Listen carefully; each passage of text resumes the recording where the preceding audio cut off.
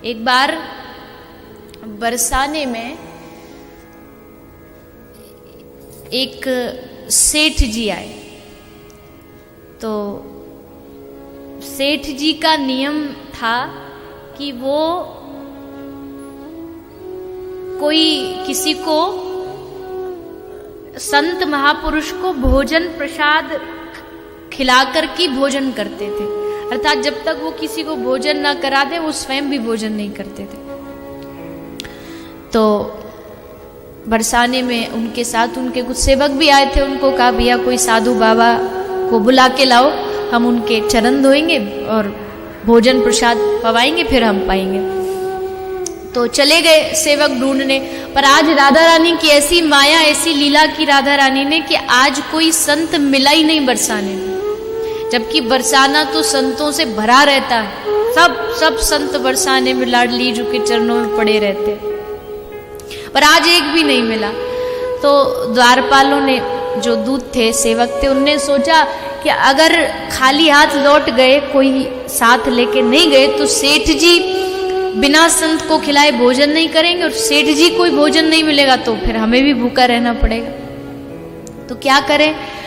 तो बोले एक भिखारी सड़क पे खड़ा खड़ा भीख मांग रहा था। राधा रानी की जो महल है, उसका जो मंदिर, उसकी सीढ़ियों में बैठ के। तो सेवकों ने कहा एक काम करेगा, तुझे हम पैसा देंगे। बोले क्या करना है? बोले कुछ नहीं, तुझे संत बनना है। उसने कहा संत बनना है?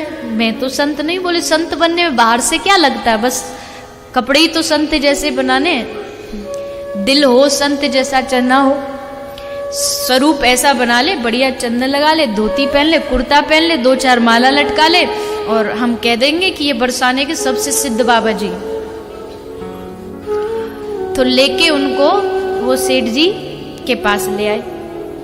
सेठ जी ने प्रणाम किया। अच्छा महाराज जी आए, हाथ जोड़े, प्रणाम किए, बिठा दिया। प्रभु बैठिए, भोजन लाइए, थाली लाइए, थाली आई सामने रखी, भोजन करने लगे। जैसे भोजन किया उसने, तो सेठ जी ने कहा रुको, ठहरो, कौन हो तुम? तो उसको पहले से ही वहां से ये सेवक जो समझा के लाए थे कि तू कुछ बोलना मत, हम कह देंगे ये मौनी बाबा हैं, ये बोलते नहीं है, क्योंकि बोलेंगे तो तेरी भाषा से पता चल जाएगा कि तू कोई संतवंत नहीं। तो कहा ये तो महाराज बोलेंगे कुछ नहीं, ये मौनी बाबा है। बोले ये बाबा हो ही नहीं सकता। बोले कैसे? बोले इसने आया, थाली को देखते ही ना तो इसने ठाकुर जी को समर्पित किया, ना भोग लगाया, ना हाथ जोड़ा, ना तुलसी को स्पर्श किया, और सीधा भोजन करने लगा। ये संत का लक्षण नहीं हो सकता। संत ऐसे थोड़ी भोजन आया टूट पड़ो, पहले भगवान को समर्पित करता है, फिर ग्रहण करता है। ये संत नहीं। भगाओ इसे यहां से। भगा दिया, उसको भोजन नहीं कराया। अब वो सेठ आज भूखा रहा और रात को भूखा ही सो गया। और जब रात को सोया तो क्या हुआ? आज रात को सपने में उसके राधा रानी आए। राधा रानी ने कहा और भैया सेठ कैसा है? सेठ जी बोला राधा रानी आप यहां कैसे आना हुआ? राधा रानी बोली तू बता, आज तूने क्या किया? बोले कुछ नहीं राधा रानी, मैंने उस आदमी को, उसमें समझ गया कि ये संत नहीं है, कोई ऐसा ही ऐरा गहरा, कोई गली का कोई भिखारी उसको पकड़ लाए थे, इसलिए मैंने भोजन ही नहीं कराया। वो संत नहीं था, वो अधिकारी नहीं था। राधा रानी ने मुस्कुराते हुए बड़ा सुंदर जवाब दिया।